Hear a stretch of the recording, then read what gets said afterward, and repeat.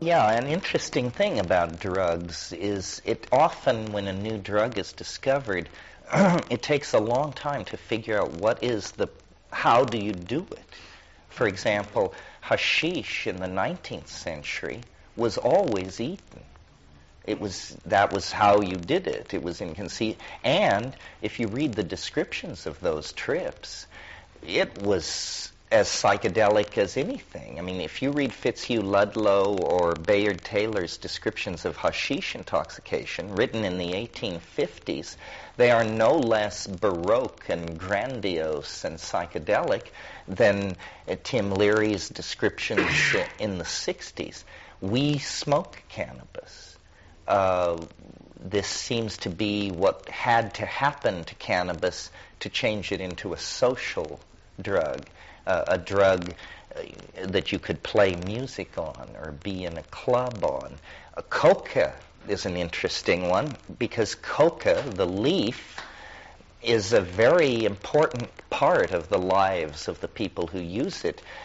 Tim Plowman did research that showed that they were getting 20 to 15% of their nutritional base was coca. It's a food. It's a food.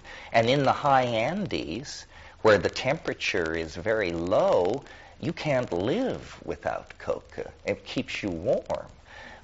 If you go to cocaine, this is a addictive and fairly pernicious drug, but not nearly as addicting and pernicious if you take it all the way to freebase. Well, cocaine had been around for 100 years before anybody turned it into freebase, and then, of course, it becomes crack cocaine. Now we're seeing the same phenomenon with methadone. You know, motorcycle gangs and people like that love crystal meth. But now they're cooking it down to a freebase and producing this stuff called ice, which is a much more pernicious and dangerous drug and very hard on your heart. So cultures relate very differently to these things, and it takes a while to figure out how to do them. In the 60s, if you didn't take 500 micrograms of LSD, you weren't a player. In the 90s, these little tabs and pieces of paper handed out in clubs have 50 to 70 micrograms. I talk to my son's friends, and they're all excited about LSD, and they have these little 50s, and I say, well, why don't you take 10 of them? And have a 500 mic trip. They say, you must be nuts. Nobody would do that. Behind you. He's had his hand up a long time. And I just wonder, taking the position so prominently that you do about psychedelics, are you not concerned about the government sort of cracking down on you to make an example out of you? No, not really. I mean, we still have a constitution the last time I looked.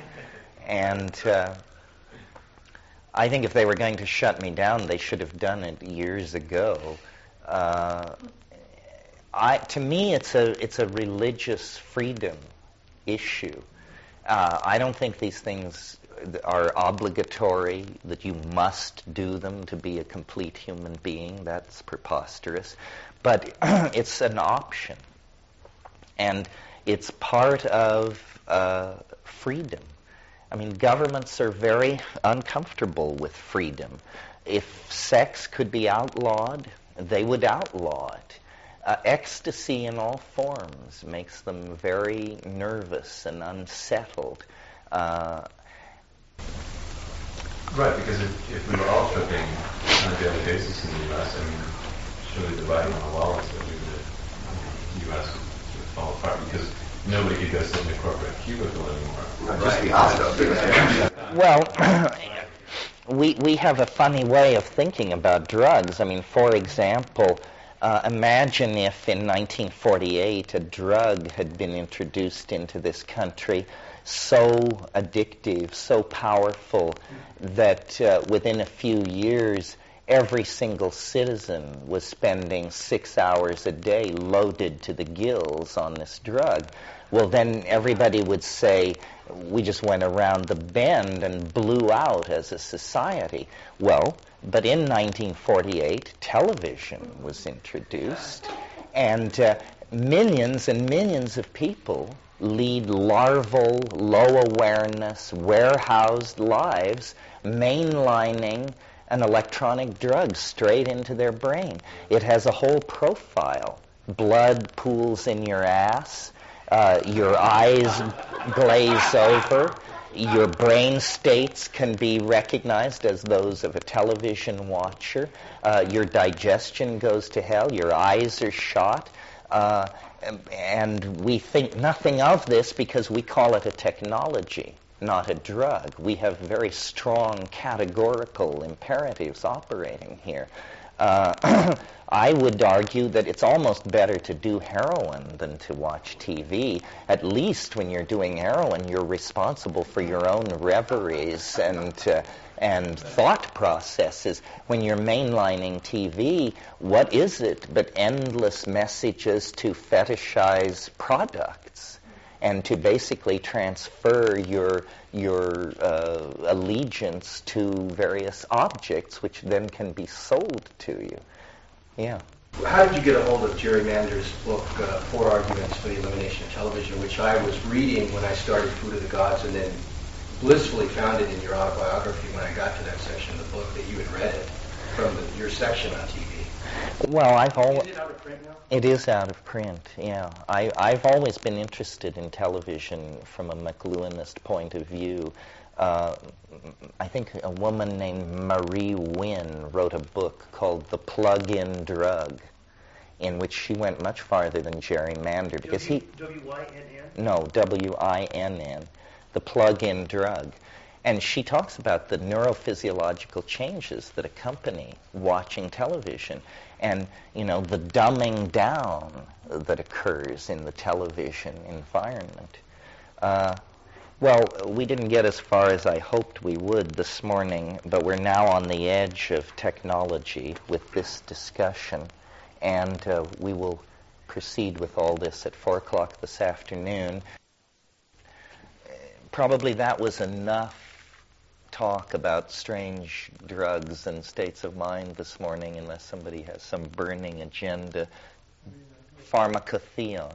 Yeah, I was mentioning to somebody, there right now in the bookstore here, there seems to be an excellent inventory of drug books.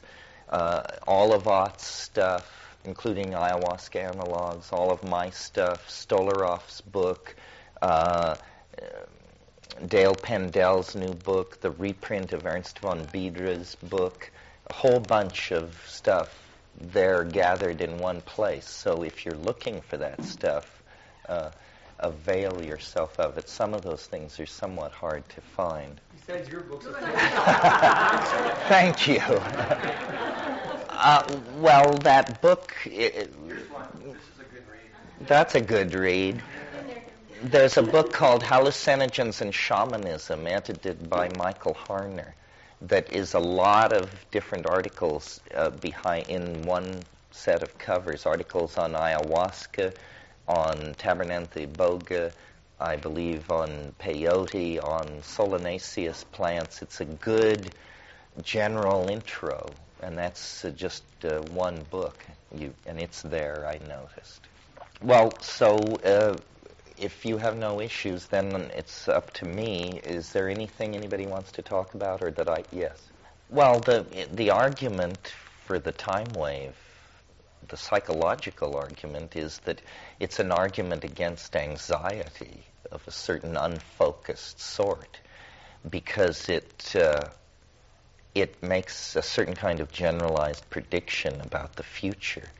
It tells you where the improbable events are likely to cluster and where they are not likely to be encountered. It doesn't say what will happen, but it tells you where to look for interesting and uninteresting events. As you live with it and you confirm for yourself that it works, if you do, then your confidence will grow. And has yours? Has mine? Well, maybe I put it too gently last night. There is now on the table something called the Watkins Objection, which is hideously difficult to understand, but if sustained, probably catastrophic for this theory. How do I feel about the Watkins objection? Well, about the whole Timewave thing at this point. Well, the Timewave, actually, we're sort of ahead of ourselves, is a theory I have about how things work that we will look at tonight in considerable detail. So what's on the table right now is a discussion about this objection to it, that after 25 years of pleading for criticism, someone has come forward with a very complicated criticism which may or may not be devastating. And to decide whether it's devastating or not, you have to know a lot about it, more than is to be expected of anybody here. In the next months, this will all be thrashed out at the website. In other words, I will write a defense. Watkins will restate the objection and the formulas that back it up. Ralph will weigh in. Broadwell will weigh in, who was the primary programmer. Peter Meyer will weigh in, who was the C++ implementer. And we will all try and figure out whether this is shit or shinola that we have on our hands. Does that excite you? I mean, is that something that you look forward to, that process? Well, I wept at first for entirely personal reasons having to do with my eleemosynary and financial situation. After I had absorbed it, I realized, no, it isn't that it's finished. It's that this is the beginning of the real battle. That before, it's just this, it was my conjecture, unopposed by anybody. And nobody has ever been able to make an objection that lasted longer than 30 seconds. Watkins put his finger on a very sensitive area where I myself have had doubts. And so now what I have to do is go back to Hawaii and in my very slow and plodding way, in my non-mathematical way, I have to sit with the problem and sit with these four-dimensional objects and rotate them in my mind and try and sort through the mathematics, the epistemology, the ontology, the experimental method, the nature of falsification, etc., and decide where we are with this. So far, I'm the most alarmed person. Ralph said, it's just the Watkins objection, and then told a story about René Thom, who created a whole system of mathematics called catastrophe theory, which then came to a screeching halt when another mathematician came forward with an objection which to the two of them were devastating, but no two other people have really grokked what the point was exactly. So this all has to be sorted out, and it's sort of what I dreamed of. My assumption, my personal assumption about the Timewave is that it will fail in 2012, and that then the rest of my life will be spent answering the not earth-shaking, but epistemologically interesting to me question, why did it seem to work for so long? What was the nature of my psychology, or the pattern itself, or the context of the world, that with all my epistemological antennae extended and all my razors sharpened, I still went down the same primrose path as all these screwballs I deride all the time. And that's a very interesting question. It has to do with, the nature of truth and delusion and evidence and feedback and so forth and so on. Well, so suppose then that the Watson objection is sustained and we all agree that he found this enormous hole. then the disconfirmation of the theory has arrived not in 2012, but in 96. Well, so then we can just move immediately on to this question which I anticipate, which is, why did it seem to work so long? I realize, and Watkins was at pains to point out to me, that a lot of people who don't understand this theory take it very seriously. What they take seriously is the prediction that in 2012, at a certain day, at a certain time, this transformation will occur. Well, it's fine to take the prediction seriously, but unless you understand the premises, it's no different from the guy who says the ocean is going to move to Arizona, and the guy who says the continents are going to reverse, and the person who predicts the magnitude 8 quake on LA. Predictions are never interesting in and of themselves. What's interesting is the method. Why do you think there will be a magnitude 8 quake in LA? If angels tell you this, I don't care, But if you tell me that by taking the circumference of the Earth and the distance of the Sun and the inverse square ratio of the weight of the planet and dividing by a polynomial of C, then I'm interested. Method. Oh, no, it could easily be bullshit, but there's a way to find out. If angels tell you, what do we know from angels? The demons are of many kinds, and some speak horseshit. So, yeah. When you contemplate, you say you're going to go back to Hawaii and contemplate all this, what role do psychedelics, or do you think will psychedelics play in that contemplation for you, or they? Oh, well, first I will... Is there a companion question that goes with that? Sure. I mean, let me ask the obvious question. Was it necessary for you to explore and be a test pilot in order to come up with the theory in the first place? I want to know the other end of his question. Well, the other end of his question is a 210-page book called True Hallucinations. Yeah, well, it tells you the sweat on the brow tale of how this stuff got figured out. Yeah, no, first I'll think about the problem, and then I'll take psilocybin and think more about the problem. It has to do with a very complicated mapping question having to do with whether or not a twist from positive to negative values at a certain point in the process is logically constrained or not. That's all I can tell you at this moment. Those of you who are hackers and have hacked the code, if you want to see me afterwards, I can say more about it, but there's no reason to bore other people with it. But it's a technical detail. The potential for a mistake is there. And I have always said, that I would not go the route of the squirrels, that I could handle disconfirmation, that I'm more scientist than guru and pontificator. You see, the great thing about science is it's the only human enterprise where you get points for proving you're wrong. That's as good as proving you're right. And you get as much respect from your colleagues. And it's a strangely ass-backward way to move into knowledge, but it's the only way anybody ever found whereby you can keep going indefinitely.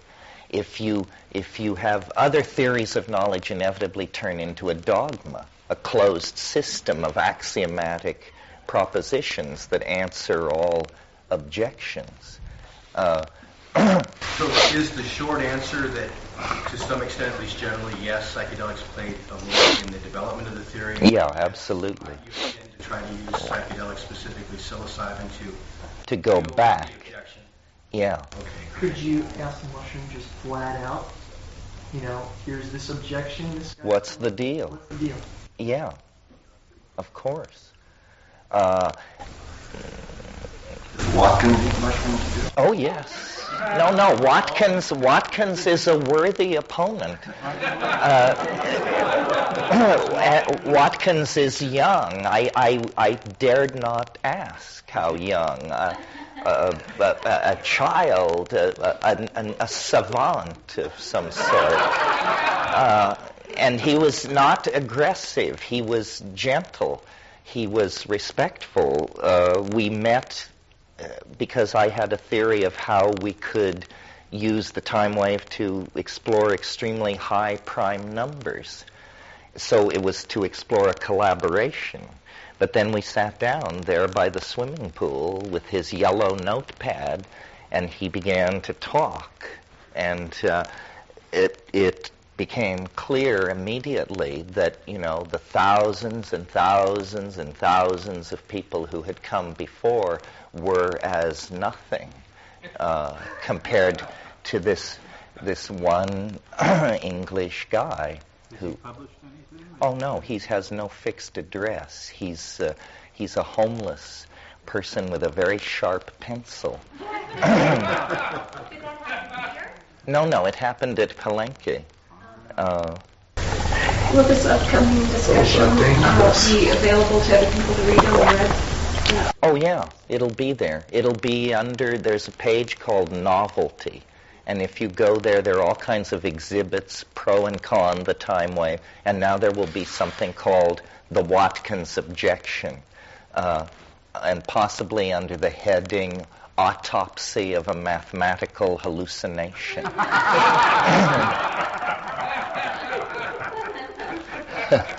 It's lots of fun, actually, all of this. You just can't take yourself too seriously.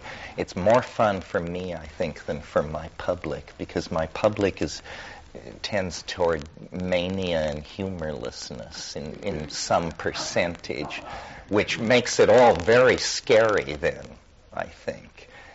If you realize that we are inside some kind of literary construction, this is...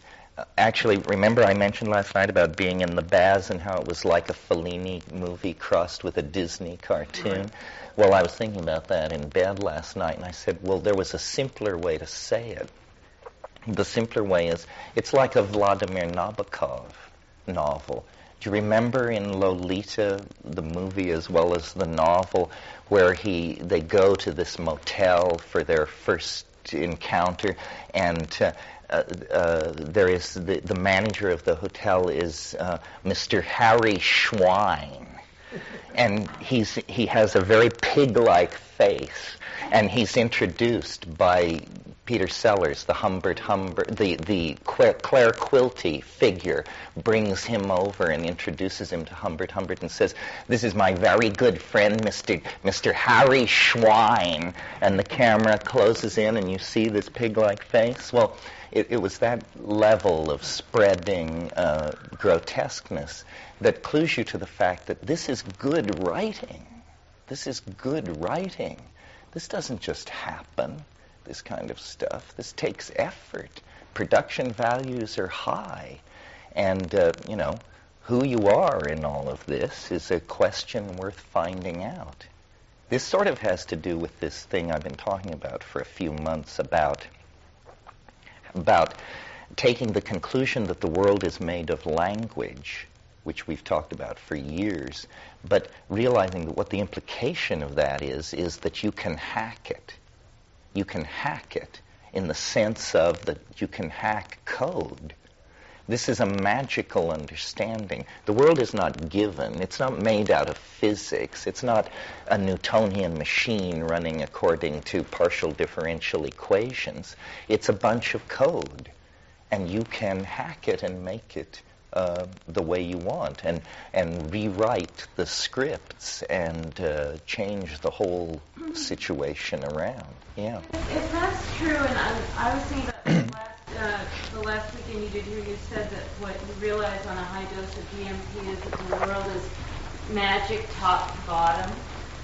If that's true, then, and if you realize that under the influence of something like that, why aren't we all just doing nothing but sitting here and visualizing world peace? Well, this is the question. If the world is the way we say it is, why isn't it the way we want it to be?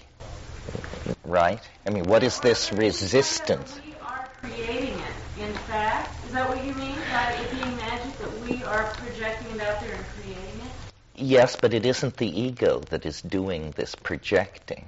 The ego is somewhat frustrated by the inherent apparent momentum of the situation. It's not going. The ego has a different fantasy that is constantly being frustrated.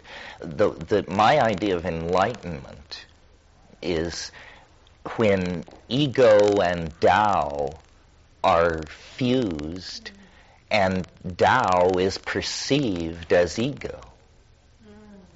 See? Then everything happens with complete appropriateness. But until that fusion of Tao and ego takes place, then there's always resistance. Psychedelics have a lot to do with this, in the sense that we've said many times in these groups, if you really want out, there's nothing stopping you. The one thing about psychedelics is all these other spiritual disciplines, yoga, breath work, this, that, and the other thing, you drive with the gas pedal to the floor. In this discipline, there's a lot of emphasis on locating the brakes. We do not need to drive at full bore with our engine. It's all about throttling back, gearing down. Pace is everything. If you truly have the appetite for the transcendental, there's nothing stopping you from becoming utterly incomprehensible to who you are now and to all of us. If you move down a few miles down the beach and start taking psilocybin on a daily basis, eventually you can become the monk of Cold Mountain. And by eventually, I mean in the next 30 days. And you can move up onto the crags and dress in skins, and people will say, oh yes, we see him occasionally. Woodcutters have run across signs of him in the woods. I find that very freaky to contemplate, because I know how little barrier there is between me and that. It's just a step away. Like when I take mushrooms in the Amazon, the thing I have to fight every time I do it is this, it says, walk into it. Walk into the jungle. It is not what you think it is. It is not unfriendly. It is not dangerous. Go to it. Go now. And you're saying, because you can sort of see a fantasy of integration, but you don't know what would happen 12 hours out when you're now 20 miles into the bush, no way back, and the psilocybin wears off, and night is falling, and the big cats begin the nightly hunt. Well, pardon me? Yes, well, the hope is then that you would rise to the occasion. But, you're way, way out there on a limb. It may not be your occasion. Again, the other end of the same question would be, how does one explore, resist going into that jungle, and then when you come down and the psilocybin wears off, deal with business in the jungle that we have to deal with in an orderly fashion as you did before? How does one resist or throttle back to make sure you don't get incapable of coming back and tending to business so you can go back and explore some more? Well, I may not be the person to ask. I find myself very conflicted. 18 months ago, 20 months ago, I moved to Hawaii, and of course, it's paradisical. The flip side of that is it's insanely difficult to leave. This is not exactly hell on earth. You people all paid a lot of money to be here. But from where I'm coming from, it's level upon level of pressure and coldness and climatic shock. And I think of the mainland as Blade Runner land. It's amphetamine land. It's availability land. It's strontium-90 land. It's newt land. It's, just a horrific scene. And I don't know whether this is good or bad. I'm getting to the place where I could very easily never leave that hill. And it's not an abandonment of the world, because I have the internet. I go everywhere. I see hundreds of people and exchange email with thousands of people. But the actual tumult of the thing seems crazy-making. And even my own wake seems crazy to me. I find it very hard to disentangle myself from this end of the millennium squirrely mentality that's breaking loose, where, angels whisper on every street corner, and half the people walking around have alien implants, and the other people are channeling dead relatives. And I call this the balkanization of epistemology. Everything is becoming balkanized into various cults of meaning that have no communication with other cults of meaning. And so people retreat into closed communities of dogma and assumption.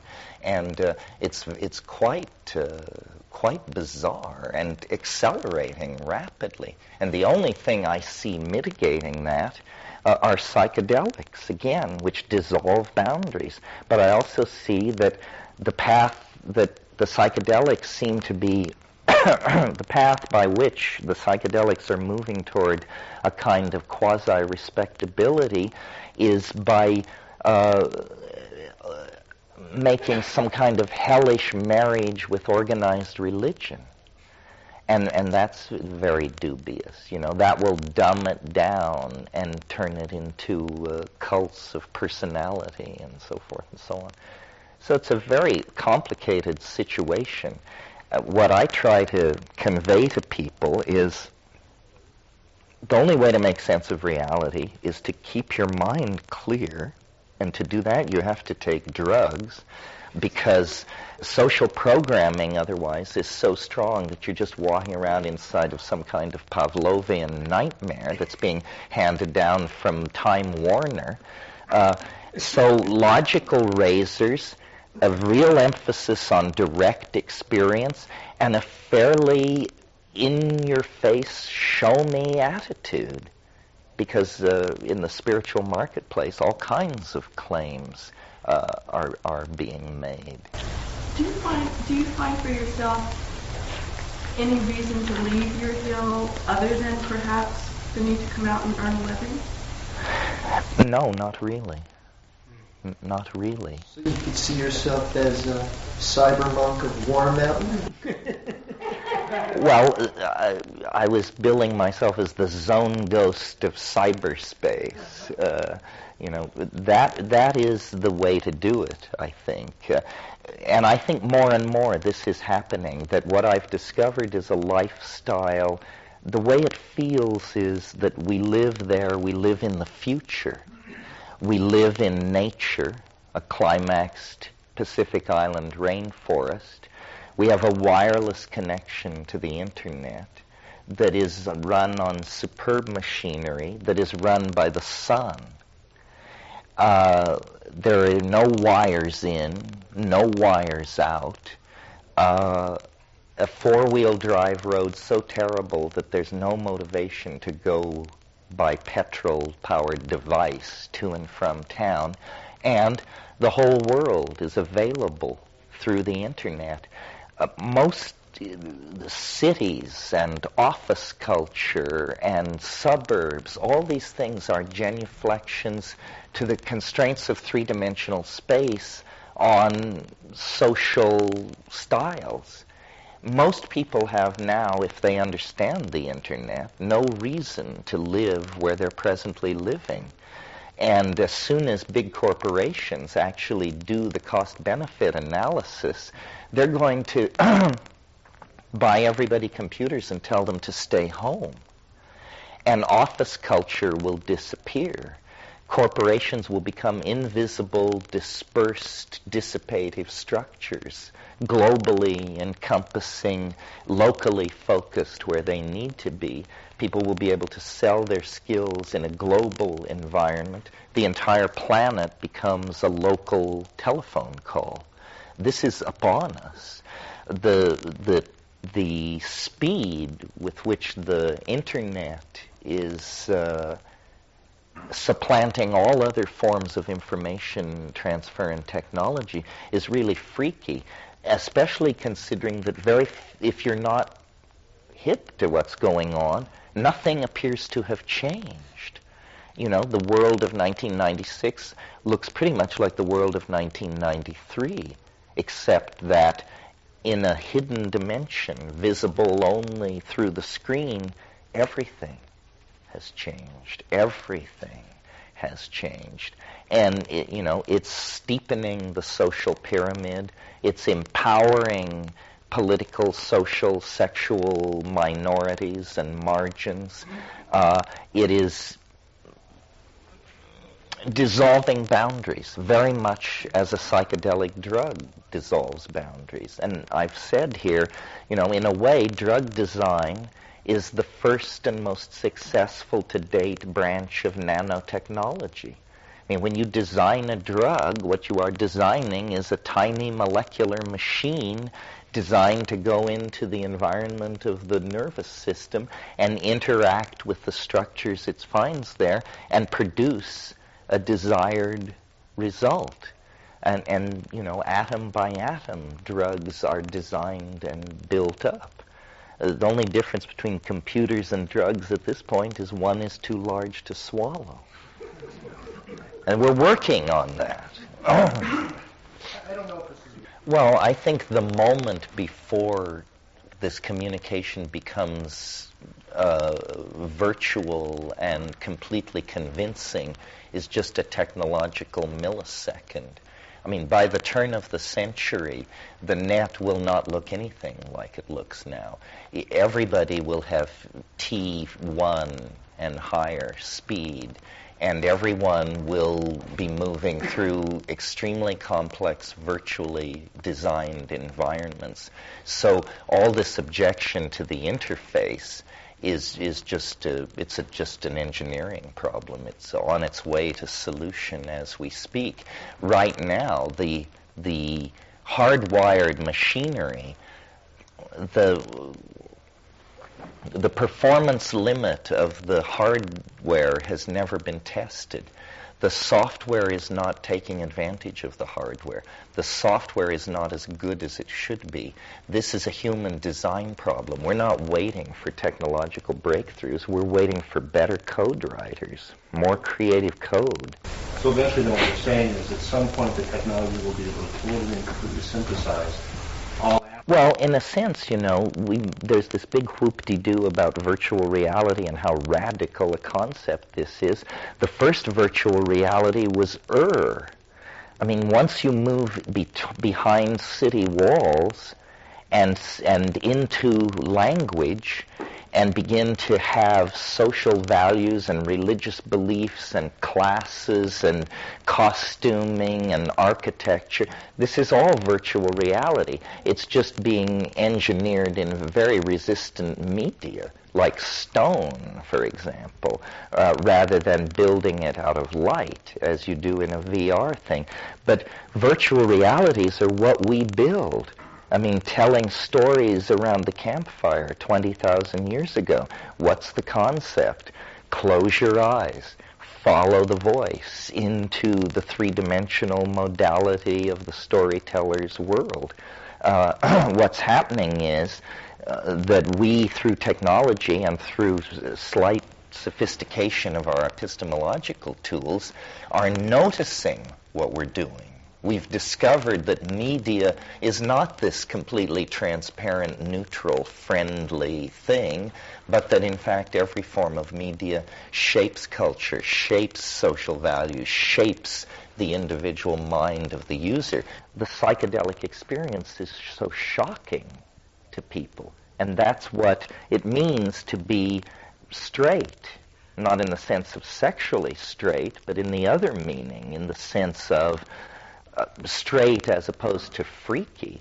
I mean, straight people cannot handle the decompressed, fuzzy, limited, unlimited, boundaryless stuff of reality. I'm sure you've seen these bumper stickers that say, reality is for people who can't handle drugs. Well, there's something to this. Reality is a safe island in an ocean of much more ambiguous possibilities. But is reality safe when cyberspace and the internet and television are married? Who's going to have control?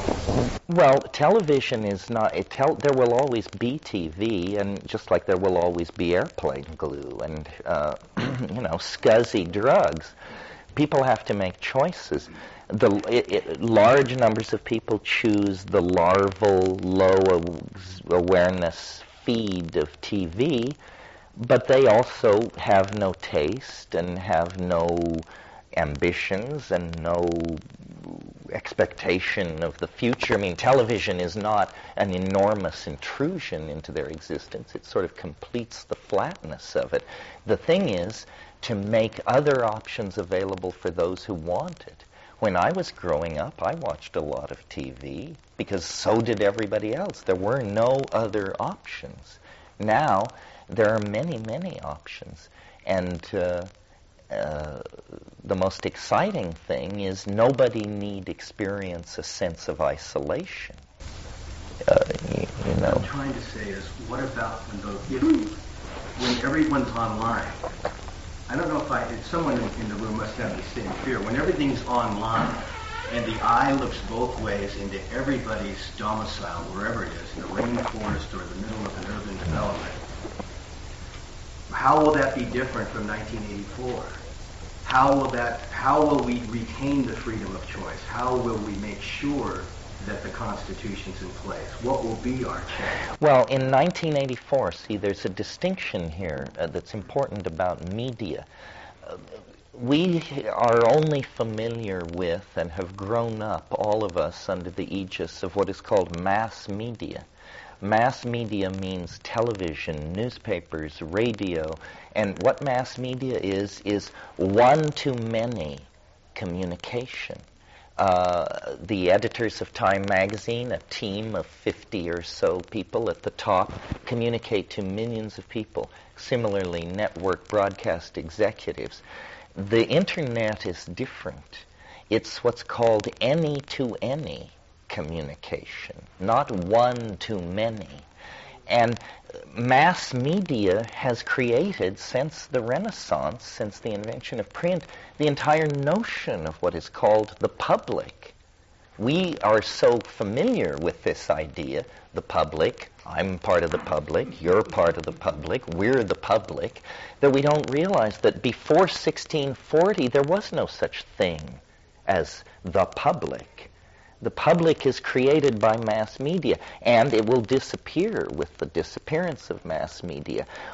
A way to understand this is to realize that the New York Times and the London Observer are as much tabloids as the trashiest and sleaziest of the alien abduction, Christ seen at the supermarket, Elvis at prayer kind of thing. Because, necessarily so, because the New York Times must be understood by millions of people. Anything which must be understood by millions of people is so hopelessly divorced from how it is that it becomes a form of fiction. This is hard for us to get used to because we say, well, the public or the public opinion is, and we have to have informed public opinion. We have never had informed public opinion. It's a fiction. You know, P.T. Barnum said nobody ever went broke by underestimating the taste of the American people. Truth. Yeah.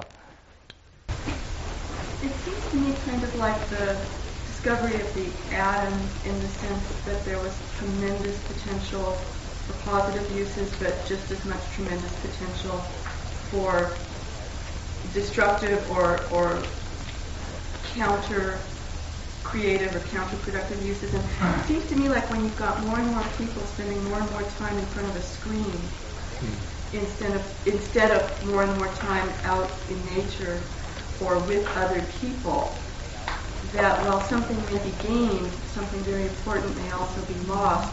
And the downside may be that on the one hand, you have more and more people physically isolated from other people, emotionally isolated from other people, and more people who become, their life, their internal experience becomes like being a big head, and what your body is there for is to carry your head around. Well, I feel the force of that, but on the other hand, throughout most of human existence, people have related to a very small group of people. We are the first generation in history to be totally comfortable with Shinjuku Station at rush hour or Grand Central Station at rush hour. I think probably relating to 40 or 50 people in a neighborhood is about all the emotional stretching anybody needs, and the idea that you have to have vast numbers of face-to-face relationships with doormen, taxi drivers, people who serve you food, people who you serve food, and so forth and so on. It's not really consistent with how people have lived their lives most of the time. I don't like the artificiality of the technology, but I'm very confident that that's a passing phase.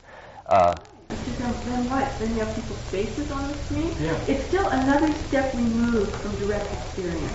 Well, here's what I imagine as a reasonable short-term engineering goal for 2006, let's say. This would cost $1 trillion, but you'd make $50 trillion if you brought this to market in good shape. And this is not a nanotech fantasy. This is within reach. Imagine an invention which looks like a pair of black contact lenses, but actually is implants which are put into the inside of your eyelids at some point in your life. Well then, when you close your eyes like this, these implants come down over your retina, and what you see are menus hanging in space. What you're seeing is an interface into the net, the web, or the whatever it's called, and by moving your eyes in certain ways, you can turn on switches and move through this interface. Virtually what has happened is that the entire cultural dynamism has become invisible. And you can be naked and live in a rainforest and dig for yams with a pointed stick if you want.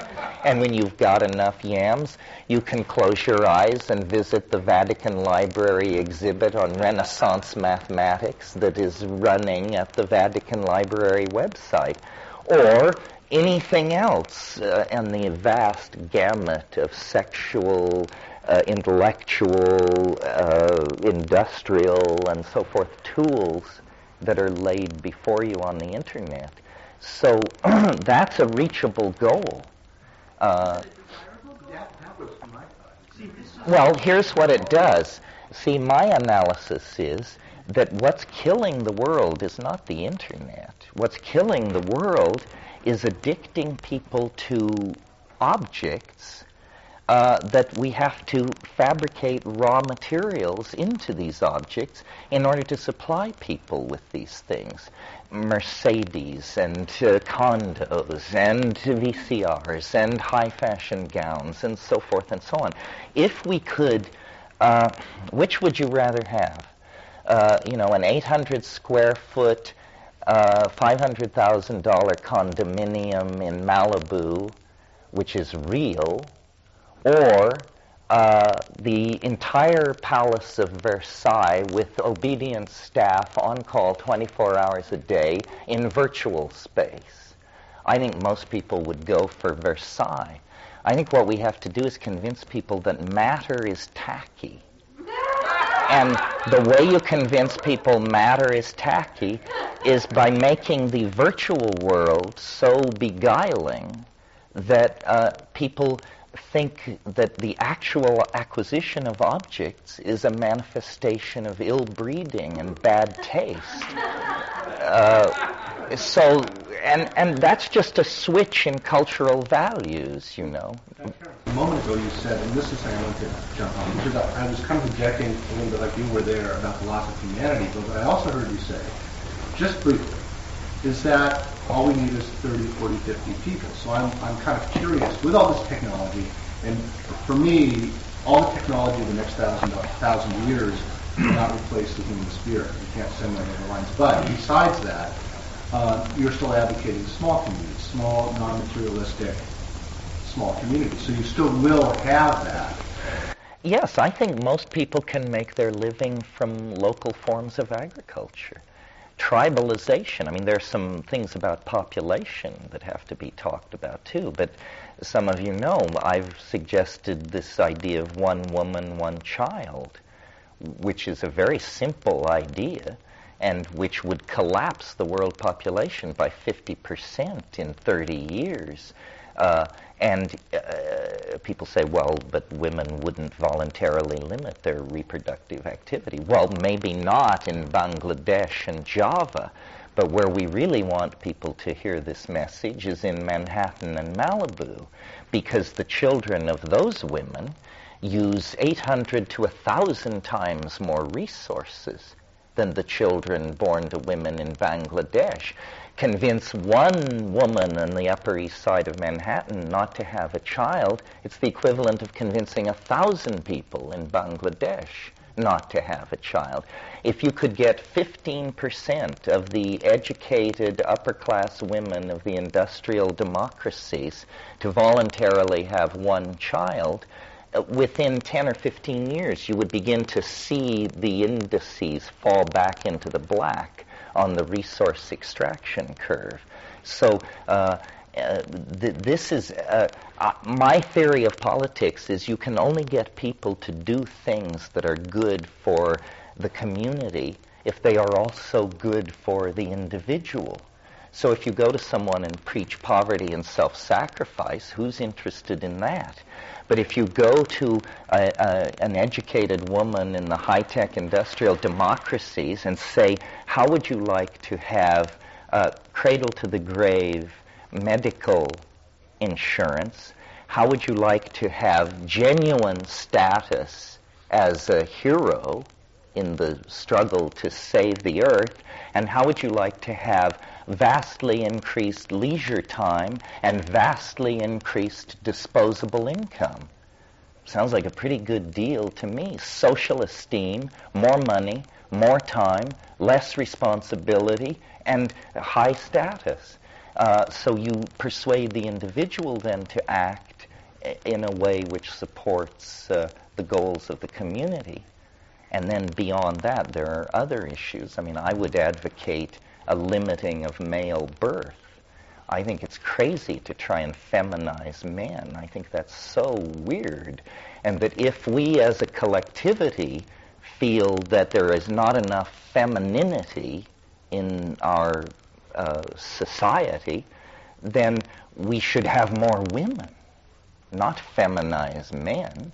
And I would argue that the 50-50 ratio among the sexes is actually an artificially maintained ratio enforced by patriarchy, and that if resources and nurturing and care were equally distributed, there would be closer to a 75-25 ratio of, or 70-30 ratio men to women, yeah. A couple of these questions that were really touching upon perhaps a dehumanization relating to information transfer. I thought something important to add to that is a smaller number of relationships will become much, much richer. So sure, we'll be globally connected, but our community will, the depth and the levels of community will be so much beyond what they're convened now. And I just look at it from the standpoint of food production. There's already food being shipped around because of petrochemical industry, thousands of miles and refrigeration, completely disconnected from a richness which comes from local resources and local community. And the reason why I believe people in Malibu or Manhattan Beach or in Manhattan will be moving in these directions more is because it's a higher quality of life, more mindful, more spiritual, and they can afford to live a simpler lifestyle.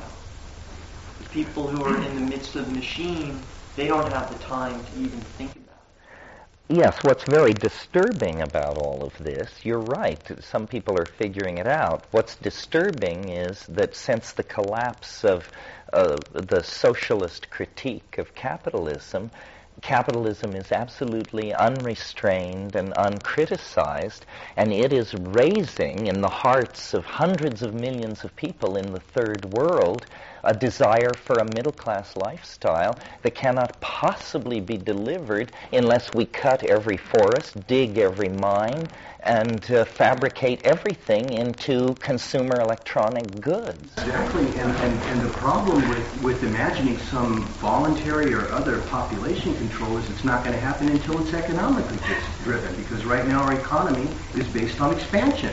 And so all of the dominators want that. They want expansion, more consumers, so they can make more products, so they can mine more minerals and add value, you know. Well, clearly, though, this can't go on forever. There is a resource limit that has come into view. But are any of these people that are currently in charge of General Motors or Ford or any of, are they really planning for that? Are they making allowances I for think that? it's happening already. I mean, with all the downsizing, who can buy cars? I mean, the market for cars is diminishing right here in this country. I think they're going to come face to face with it by necessity. They're getting rid of the people who they need to buy the cars right here in this economy. So I think it's going to come on the roost. And the opportunities are shifting away from products that are made out of matter to products that are made out of bits rapidly. And so the economic development energy is following that opportunity because they're closing out where you have to cut the trees and dig them out. So now they're making more and more products out of less and less matter. That's what we're doing. Well, that's a good idea. Well, it's great. And then the ultimate thing is let's make everything out of cyberspace, and then we can all live there. And now we're totally removed from the Earth. Well, now does the planet recover because we're not raping it anymore? We can have more time to spend in the garden. That's cyberspace now. We can build forests and chop them down and sell them? You mean in cyberspace? Yes. Well, where we'll all live. Cyberspace doesn't work quite like that. Somebody said in virtual reality the difference between a 10-story building and a 100-story building is 1 0. That's how you make a 10-story building 100 stories high, 1 0. It costs nothing. You build with light. You build with numbers. There is no constraint. We're so used to resource constraint, the constraints of gravity, the constraints of the tensile strengths of materials and all that. Imagine what we would build if we could build in the architectonic style of our own imagination. I think technology is not under the control of the people who are developing it. I mean, here's an interesting thought. You could have a completely cyberspatial world and it could look like the Italian Renaissance. I think that the horse is going to make an enormous comeback. Once people don't have to commute to cities, once people distribute themselves across the land, once people are involved in agriculture again. But you have to realize there are many, many technologies simultaneously evolving.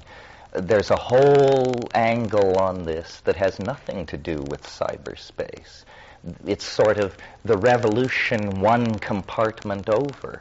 And it's called nanotechnology. Replicators for food, then fine. Food and water. Well, they're working on it. They're working on it? Sure. Sure. This is a design goal, to essentially feed China on floor sludge that is turned into basmati rice in matter compilers. People who don't take drugs believe this is possible. People like Eric Drexler and that crowd. I mean, they see a world of nanocyte machines smaller than the eye can see, made of diamond, that are transforming everything. This is a near-term engineering goal up the coast. Yeah. Well, I don't accept the premise of the lowest common denominator. I think if you look at history, let's say on the scale of 1,000 years, most people today live better than kings 300 years ago, far better than kings. In terms of technical progress, the PGP encryption that I run on my computer gives me better security than Stansfield Turner had when he ran the CIA. It is not true that the good things of life are not accruing to more and more people. Now, as the population grows, there are more and more people in some degree of misery, but even at that, the masses of India are better informed through their daily newspapers and their television than kings were 300 years ago. So what I see happening is an unleashing of information. It's almost as though information is a kind of force, and we associate with it. We are the information transducing ape. But after hundreds of thousands of years of transducing information into more and more complex forms, it has almost gotten out of us. It came down through our fingers and into the tools, and now our tools talk to us and seem to be getting smarter faster than we are. It's almost as though information has a will of its own to complexify and advance itself. And it doesn't care whether it uses DNA or human language or C++ to advance its agenda. The tools that we're producing are essentially the hardwiring of our own unconscious. We are bringing into consciousness the parts of ourselves that previously were inaccessible. So it's not simply, the payrolls of the corporations and the stock fluctuations around the world, but it's also the complete database of the culture is now digitized and online. We are becoming, and McLuhan said this, he said human beings are the genitals of information technology. They exist only to produce a better model next year. In other words, we are like the genetic component of this epigenetic process. But to pretend that it's alien from us is an argument to not speak English. That's a technology. That's a way of information manipulation and retrieval that is anti-human and not natural and very recently invented. There's always a nostalgic looking back, but we're never going to herd our cattle again across the undulating plains of a grassland Africa. That party was canceled long, long ago, and somehow information, self-reflection, cognitive process is synergizing itself to higher and higher levels, and we can come along for the ride if we want, and if we don't want, then it's going on without us. Yeah, because basically, Well, I think that the real impact of the internet is art, and that we have not yet begun to communicate with each other. We are so used to small mouth noises and text that we have the habits hammered into us by mass media, which are consumptive habits. We consume. You put somebody in front of a screen and they ask, Can I play a game, or what can I do? Well, the real answer is you can make something and communicate it. I just gave an interview, and I was saying my vision of the net, what I want to do. I have a whole agenda not related to anything I've been up to. Years ago, I used to paint, and I used to say all of life was a preparation for painting. And I haven't actually painted since, I don't know, 1970 or something. But I'm about to essentially paint again, and what I mean by that is in response to your set of discomfortures, I'm troubled by the lack of the eroticization of the net. The net is not erotic enough. I mean, you can download pornography, but that's not really my idea of what an erotic net would look like. So take that and then couple it with this unique form of art that was invented in the 20th century, which is collage. You know, the Dadaists were the first people to rip up subway tickets and restaurant menus and newspapers and glue it all down. Collage is a unique 20th century form of art, and it deconstructs culture, and it has all kinds of adumbrations and echoes and resonances built into it.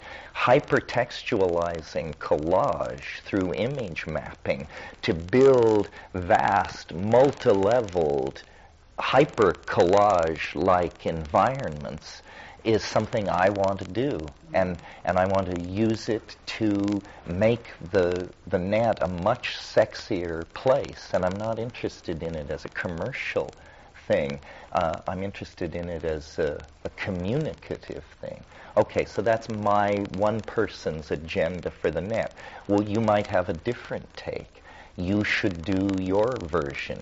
Everybody should understand you now have this little place where you can build and display your dreams, whatever they are. Your private obsessions, your deepest fears. You can appear as pretentious or as honest or as direct or as elusive as you want. But there is this place now which is a window into your soul that you can put online. And my website will become more and more me until it will be more me than I am. Because I will be a one-dimensional, real-time slice of a much deeper, online, cross-indexed, hypertextual me. And that will be the truer me. And it lives forever, in a sense. They're already confronting the issue of what to do with the websites of dead people. And generally, in many cases, they're just keeping them on. So, in a way, I think what we should each do is, it's as though we've changed suddenly from slugs to snails.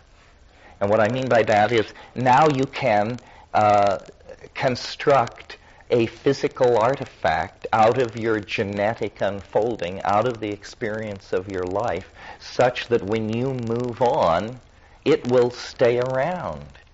And people can say, well, what did he know? Did he have it figured out? What did he say about how you handle an affair with the senator's mistress? Did he know how to do that? And so forth and so on. And this becomes an enormous database for learning, for understanding, for feeling what it is to be human. And, you know, if there are parts of who you are that you are alienated from or that you think other people might judge harshly, then you can anonymize, make it anonymous. Put yourself behind many levels of anonymity and then display whatever kink or peculiarity or crackpot idea or obsession you wish. So I think in a way the monkey body, while it's been fine and is great for calisthenics and other activities, it shouldn't be the be-all and end-all of defining what it is to be human. What it is to be human is to have a human body and a human mind integrated inside a human culture with a human future. And if any of those things are absent, then the human is not fully there.